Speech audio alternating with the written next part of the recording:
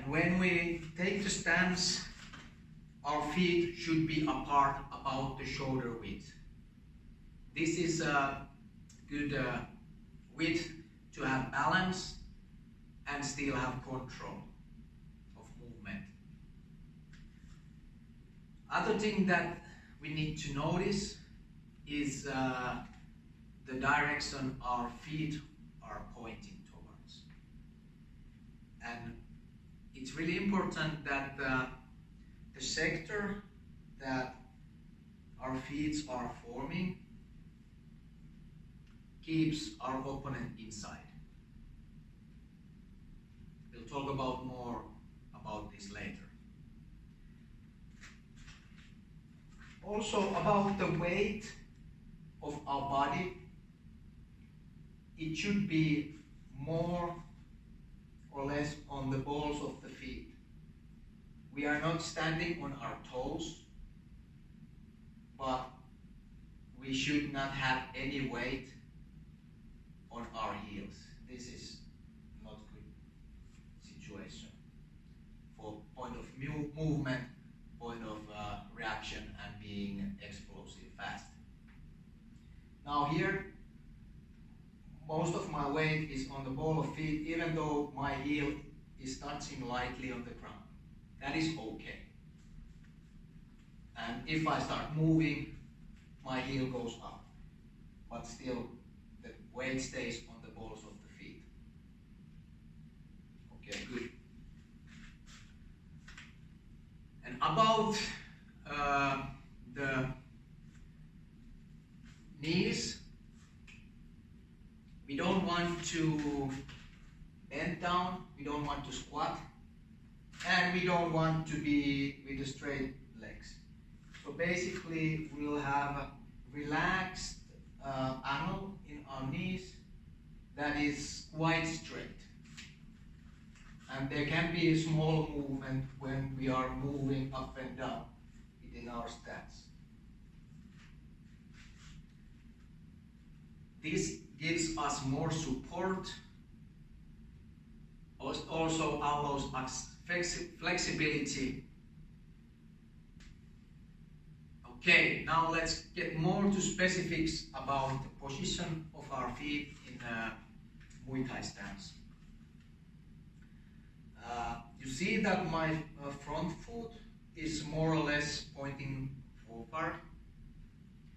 Important things here is that we should not turn the feet inward, inside.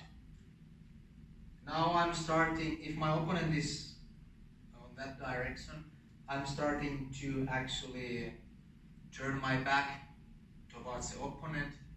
I'm making it difficult for myself to block or to effectively kick with this leg, because from this stance it becomes more slower or less powerful movement to do roundhouse kicks, which is one of the most used weapons in Muay Thai. When I have my feet pointing more forward, now it comes really easy to use the front leg for the roundhouse kick, and also to use it for protection, to block against kick attacks. And this all depends on the stance of the leg and also on the stance of the waist. That stance of the waist depends greatly on the stance of the rear leg. So it's better if you have your knee and toes more in a 45-degree angle. Knee can be even bent a little bit inwards. So then toes are actually a little bit more out than the knee. That's totally okay. Or the knee and toes can be pointing the same direction. You don't want to go like this, and you don't want to go like that. But somewhere in between. And now, the more I bend the rear leg's knee inward, that will balance my waist more evenly towards the opponent. And that is a good starting stance. the more you get to know of the sport, more you become aware of your style. You can start to adapt to different fight stances. There are many different, but to get started, it's really a good idea to keep your waist and your chest more or less towards the opponent. This will make it easier for you to use your legs for attacking and defending. And also it helps with the punches. So yeah, keep your rear leg more or less pointing diagonally and front leg more or less forward. And this sector that you create with your feet should always keep the opponent inside. Totally, not partly, but totally opponent is inside this sector. That's really important. Now, it's a good idea to keep more weight on the side of the front leg.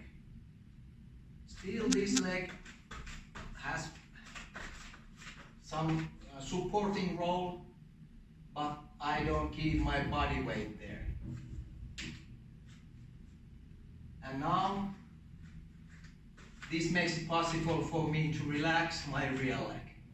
So I'm doing more work actually with the front leg, and this is just to give me support so I can find a balance for my waist and for my upper body so that it's quite relaxed.